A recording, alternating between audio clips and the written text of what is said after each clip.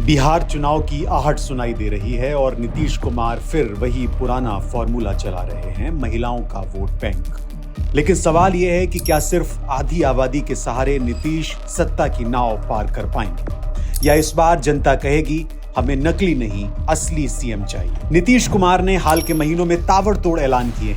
आशा और ममता कार्यकर्ताओं का मानदेय बढ़ा, आंगनबाड़ी सेविकाओं और सहायिकाओं की तनख्वाह बढ़ाई, मुख्यमंत्री महिला रोजगार योजना, हर महिला को 10,000 से 2 लाख तक का लोन। इतना ही नहीं, महिला उद्यमियों के सामान बेचने के लिए हाट बाजार और मंडियां बनाई जा रही हैं। जीविका दीदियों के सहारे वोट बैंक पक्का करने की तैयारी है। 11 लाख से ज्यादा समूह और करीब 1 करोड़ 40 लाख महिलाएं इस नेटवर्क से जुड़ी हैं। सरकार ने तो 105 करोड़ रुपए सीधे जीविका निधि में ट्रांसफर भी कर दिए हैं। तो क्या यह सच में महिला सशक्तिकरण है या सिर्फ वोट बटोरने की रणनीति? ये पहली बार नहीं है। नीतीश कुमार की राजनीति ही महिलाओं पर टिकी है। याद करिए, बालिका साइकिल योजना, कन्या उत्थान योजना, पोशाक योजना, कन्या विवाह योजना। इन योजनाओं ने पूरे देश का ध्यान खींचा और नीतीश कुमार को चुनावी जीत दिलाई। सरकारी नौकरियों में आरक्षण ने महिलाओं को रोजगार दिया और नीतीश को वोट। लेकिन इस बार विपक्ष ने खुलकर वार किया है।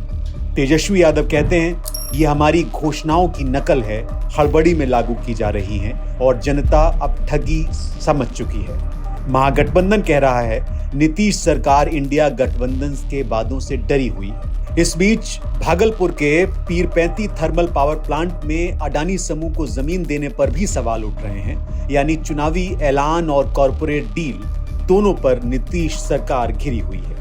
बीते 15 सितंबर को प्रधानमंत्री नरेंद्र मोदी ने पूर्णिया एयरपोर्ट का उद्घाटन किया और भागलपुर में थर्मल पावर प्लांट का शिलान्यास किया, यानी डबल इंजन की सरकार। चुनाव से पहले बिहार में तेजी से शिलान्यास और लोकार्पण कार्ड खेले जा रहे हैं, लेकिन विपक्ष कह रहा है ये सब दिखावा है, असली मुद्दा है रोजगार का। सरकार दावा कर रही है कि 10 लाख नौकरियां दी गईं, 39 लाख से ज्यादा रोजगार बनाए गए और अगले 5 साल में 1 करोड़ रोजगार देने का लक्ष्य रखा गया है। लेकिन असली हकीकत यह है कि बेरोजगारी दर में बिहार देश के सबसे ऊपर गिना जा रहा है। तो सवाल यह है कि आखिर ये आंकड़े सिर्फ चुनावी जुमले हैं या जमीन पर भी कुछ बदला है। नीतीश कुमार ने आधी आबादी को हमेशा अपनी ढाल बनाया और उन्हें इसका फायदा भी मिला।